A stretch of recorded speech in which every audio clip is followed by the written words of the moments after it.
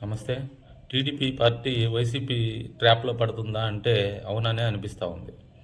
ఎందుకంటే నిన్న రాంబాబు గారి విషయం, అంబటి రాంబాబు గారి విషయం. రాంబాబు గారు కావాలనే రెచ్చగొట్టారు. రెచ్చగొట్టారంటే అప్పుడు మీరేం చేయాలి?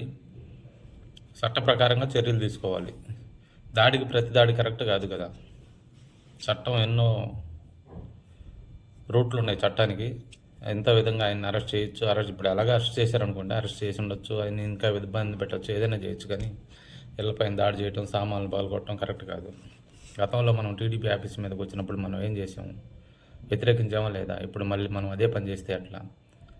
పోతే జోగి రమేష్ గారి ఇంట్లో ఈరోజు తగలబెట్టేశారు, కొట్టారు, ఏదో చేశారు ఆడ ఇల్లంతా పగలగొట్టేసి. ఆయన లోకేష్ గారిని మాట్లాడింది ఇప్పుడు వారం అయిపోయింది దగ్గర దగ్గర. అప్పుడేం చేస్తున్నారు? వైసీపీ కావాలనే జగన్మోహన్ రెడ్డి గారు రెచ్చగొడుతున్నారు, అల్లర్లు రేపుతారు రాష్ట్రంలో. ఇవి రాష్ట్రాన్ని పూర్తిగా భయభ్రాంతులు చేసే పరిస్థితిలో ఉన్నారు. అర్థం చేసుకోండి. టీడీపీ చేసే పని కరెక్ట్ కాదు. ఇప్పుడు కొంచెం ఓపిక పట్టాలి. దానికి మార్గాలు, అధికారంలో ఉన్నారు కదా, చట్టం ఉంది కదా, చట్ట ప్రకారంగా చర్యలు తీసుకోవచ్చు కదా. ఎందుకు ఇలాంటి పనులు చేయడం? ఇది కరెక్ట్ కాదు.